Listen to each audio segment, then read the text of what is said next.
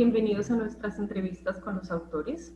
Hoy estamos con María Isabel Martínez, que es doctora e investigadora en el Instituto de Investigaciones Históricas de la Universidad Nacional Autónoma de México y que es autora del artículo Historia fuera de contexto, artefactos de historia entre los Comcac del norte de México y registros amerindios del conflicto. El artículo fue publicado recientemente por la revista Mana. Bienvenida, María Isabel, ¿cómo estás?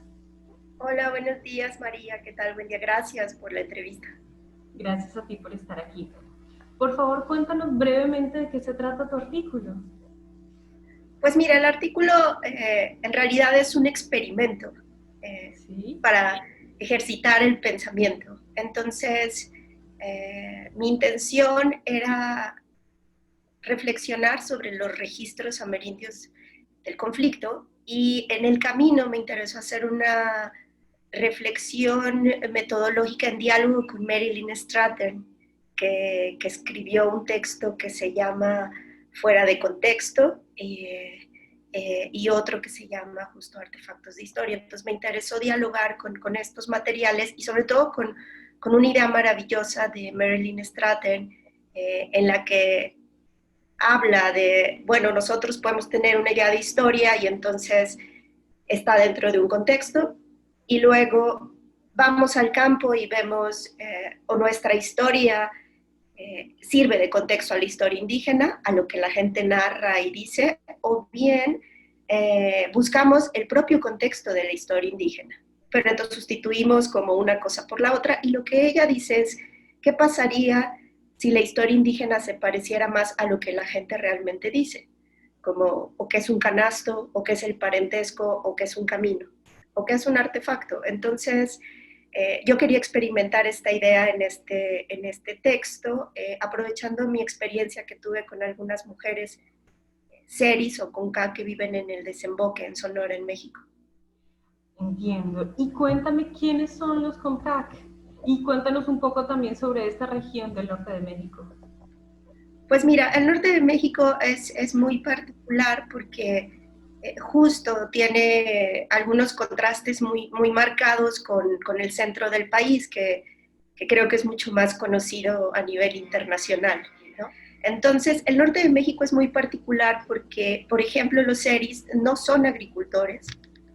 Hasta mediados del siglo XX continuaban siendo cazadores-recolectores.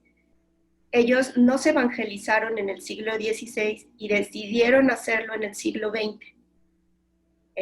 Entonces era una población pues, de cazadores, recolectores y pescadores que pertenecen a una tradición más cercana a la del sur de Estados Unidos, más que a la gran Mesoamérica. Y entonces esto, cuando, claro, se conforma el Estado-Nación mexicano, pues genera algunos problemas. En el siglo XIX hubo un genocidio y quedaron 100 personas. Obviamente se arrasó la estructura social, la estructura parental, y entrados en el siglo XX, en una serie de agresiones también a través de la política y de otras acciones, los seris fueron reducidos y ahora viven en 2 asentamientos sedentarios en las costas de Sonora, frente al Mar de Cortés, que es un lugar pues precioso visualmente y es un desierto increíblemente rico. Y ahora viven ahí y se dedican a la pesca, por supuesto, y principalmente también a tejer estas canastas de las que hablo en este artículo, que es una cestería de rollo que pertenece a la tradición del sur de los Estados Unidos y que es tejida por mujeres. Mencionas en el artículo que la cestería es una de las principales fuentes de ingresos económicos para ellas. ¿Quiénes son las mujeres tejedoras? Pues mira, yo trabajé con un grupo de mujeres fantásticas, muy particulares, ¿no? Ana Torres, que ella falleció recientemente, y otra serie de personas que menciono en el artículo. Ellas fueron muy importantes porque justamente ellas decidieron cómo iba yo a hacer el trabajo, ¿no? Entonces, digamos que yo llegué un poco como diciendo, ok, quiero hacer algo de cestería, y yo tenía una intención metodológica, que era hacer un ejercicio de coproducción del diseño de la investigación. Es decir, llegar y decir, bueno, este tema me parece interesante, ¿qué opinan? y las mujeres dijeron, bueno, qué bueno que te interesa, y entonces hicieron toda una reflexión sobre si yo quería aprender a tejer para también tejer canastas y luego venderlas. Y bueno, ya les expliqué que yo no quería tejer, que yo quería actualizar un registro de cestería que desde los 70 no se había registrado, ¿no? Y entonces, primero me mandaron a prueba con Ana Torres, quien me tuvo paciencia y me enseñó paso a paso como cada proceso, lo que se debía hacer. Y cuando vieron que yo no era una ladrona, ¿no? Me Sí. dijeron, bueno, ahora es el momento de que te platiquemos como en familia. Entonces se reunió un grupo familiar y me dijeron que estaba muy bien mi registro, que tenía algunas fallas, porque ellos revisaron siempre hasta el final de las publicaciones de esta investigación lo que yo escribía. Sí, pero mencionas, ahora que dices que ellos vieron todo el registro de lo que tú publicaste, mencionas también que ellos hablan, que la lengua propia de ellos es Seri y que hablan español y también inglés. ¿Y cómo es ese contexto trilingüe? ¿Cómo es el diálogo ahí? Sí, sucede que esta cestería de rollo circula por circuitos, ¿no? Es vendida en circuitos de Native American Art en el sur de Estados Unidos, que es toda una industria. Entonces existen traders que van con ellas, que compran y que incluso las llevan a las ferias en Estados Unidos. Entonces, para ellas es muy importante manejar los tres idiomas, sobre todo los jóvenes son los que tienden ocasionalmente a hablar los tres idiomas, pero, por ejemplo, parte del proceso de trabajo, ellas, además de mis artículos, ellas me pedían cosas y me pidieron unos pósters y unos folletos para sus ventas. Ajá. Entonces, eso estaba en inglés y en español. Entonces, en realidad, su cestería se tasa en dólares. Ellos tienen una estrecha relación con los Estados Unidos y tienen visas de tránsito mucho más simples que las que nos dan ordinariamente en el país. Entonces, en realidad, como te decía, ellos se consideran una nación dentro de una otra nación, ¿no? Porque para ellos, como la relación con el sur de Estados Unidos es mucho más cercana que con el centro del país, por ejemplo. Entiendo. Y estabas comentando sobre tu trabajo de campo cuando te pregunté sobre los idiomas también. Cuéntame un poco más cuáles fueron tus métodos de trabajo también con ellos. Bueno, y los métodos de ellas, claro. Sí, lo que te decía es que en realidad ellas definieron los métodos y eso era muy interesante porque yo perdí el control totalmente, pero te decía que entonces ellos se reunieron en un grupo familiar y lo que ellas me pedían era que yo llevara diseños de las publicaciones, pero también del Museo Nacional de Antropología, de fotos de las canastas, y también les llevé del Museo de Arizona, que está en Tucson. Y lo importante de esto para mí era que en la literatura, por la historia de los series, eh, tendencialmente se decía que estos diseños eran producto del comercio, que no eran exactamente tradicionales. Y sí, las primeras canastas, pues que, ¿no? que se fotografiaron con diseños son de inicios del siglo XX, efectivamente. Y entonces algunos autores afirmaban que estaban vacías y carentes de significado, ¿no? Y había otros autores que afirmaban que no, que era súper tradicional y como muy prehispánico, en fin, entonces a mí me parecía que ambas versiones pues eran, no se adecuaban a lo que la gente me contaba, ¿no? Porque al final, una vez que me dijeron, mira, es importante que cada quien tenga una idea del diseño, me mandaron con otras familias para que observaran la diferencia y entendiera por qué cada familia tenía ideas distintas sobre esto en el sentido de que creaban cánones de producción, del diseño, pero también del conocimiento. Y la diferencia es importante porque esta gente vivía en bandas que estaban distribuidas en un amplio territorio y luego fueron reunidas. Entonces, esta distinción de grupos familiares creo que deriva de la importancia de ser distintos y que eran gente distinta. De hecho, hay marcas en su lengua, esto lo dice Caroline O'Mara en la forma de hablar y en la lengua, que, que, que incitan a pensar que eran de bandas distintas y que aún es importante esa diferenciación. Luego me dijeron que tenía que investigar qué era la tradición y ahí sí me pusieron a hacer entrevistas, porque estos eran como entrevistas grupales de discusión, ¿no?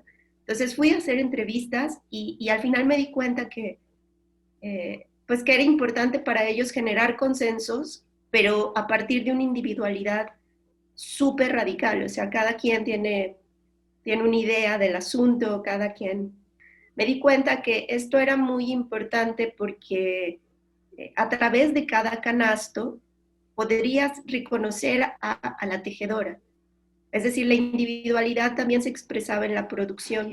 Yo llegaba con mis fotos así de los artículos o de los museos y la gente me decía, ah, ese canasto lo tejió mi mamá o lo tejió mi tía. Y entonces estas mujeres les encanta tener fotos, tienen colecciones de fotos increíbles y me enseñaban fotos de su mamá sosteniendo el canasto, ¿no?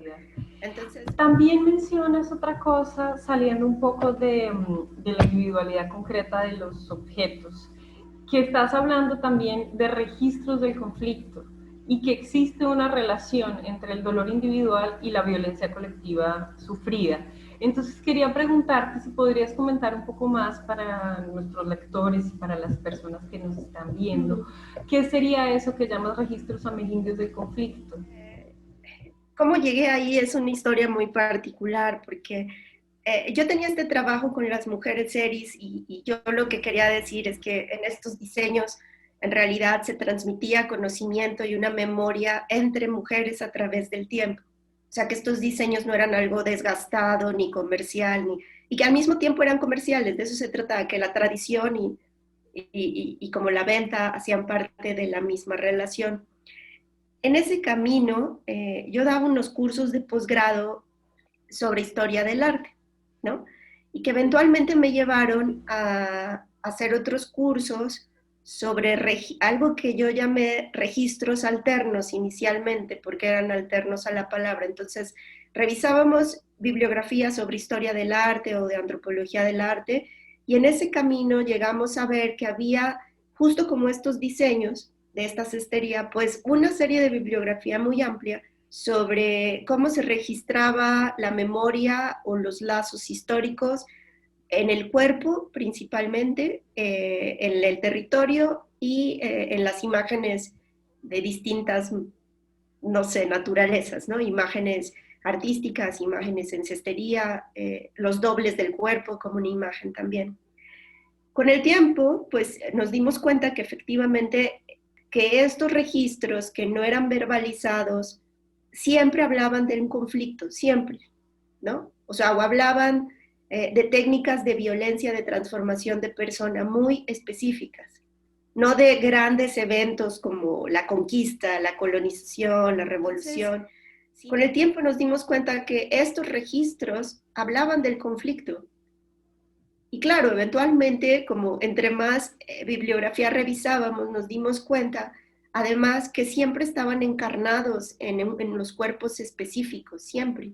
Entonces, y eso se conecta con la historia indígena directamente. Tú hablas de la escritura de la historia indígena contemporánea en México y quería preguntarte quién está escribiendo esa historia y cómo es la participación de indígenas en ella.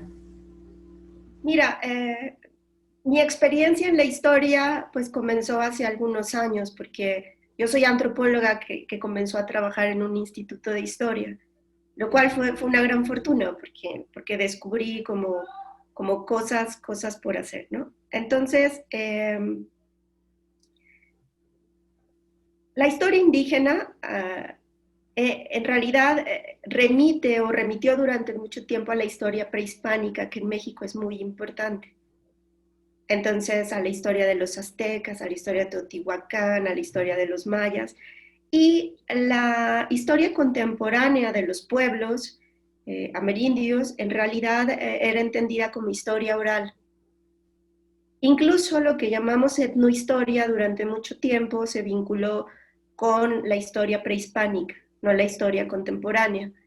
Y la historia contemporánea vista desde la historia, desde la disciplina histórica, era sumamente interesante, pero pasaba por los documentos y muy poco por la voz o por las categorías nativas, ¿no? Entonces, en ese camino, a mí me interesó mucho pensar cómo sería una historia indígena contemporánea, que sumara ambas cosas, que fuera una historia en el sentido, como dice Manuela Carneiro de Acuña, como una historia en el sentido propio, porque tiene una importante vinculación con la lucha por los territorios, ¿no? Esto me parece fundamental.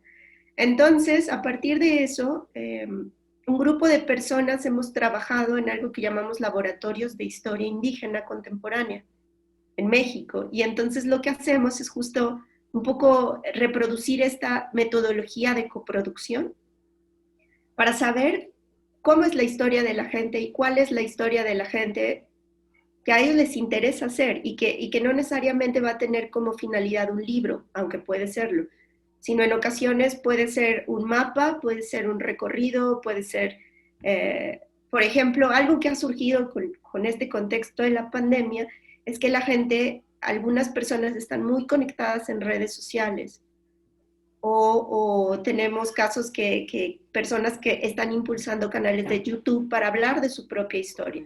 En este sentido. Ya que mencionas esos talleres y ese trabajo particular, aprovecho para conectar con nuestra última pregunta, que sería cómo se relaciona este artículo y más que este artículo, este proceso del trabajo del que me estás hablando, con tu trayectoria y con tus investigaciones actuales. Pues mira, yo comencé trabajando con tarahumaras o rarámuri que viven principalmente en la Sierra Tarahumara, en Chihuahua. Entonces esto marcó mucho como mi formación como antropóloga, porque en algún momento pensé, ¿por qué yo hago una tesis sobre el cuerpo, no? Si esta gente tiene como unos rollazos así con el bosque y la explotación forestal y la desertificación de las tierras. Entonces comencé a hacer pues una tesis de lo que ellos hablaban, combinando ambas cosas, ¿no? Y bueno, luego, como me quedé con esta espinita de cómo es crear conocimiento con la gente realmente, más allá de yo hago mi proyecto y luego voy y nos inventamos algo juntos. Entonces, por eso fui con los ERIs y en especial con las mujeres, para que este proceso pudiera experimentarlo y documentarlo desde la pregunta de investigación, desde los métodos de investigación. Y esto, pues, fue muy caótico, pero aprendí mucho, claro, ¿no? Y al final entré en un instituto de historia y ahora estoy trabajando con algunos cucapá que residen en el Valle de Mexicali, en Baja California Norte, ya bien pegados a la frontera, ¿no? Con los Estados Unidos. Los cucapá tienen un proceso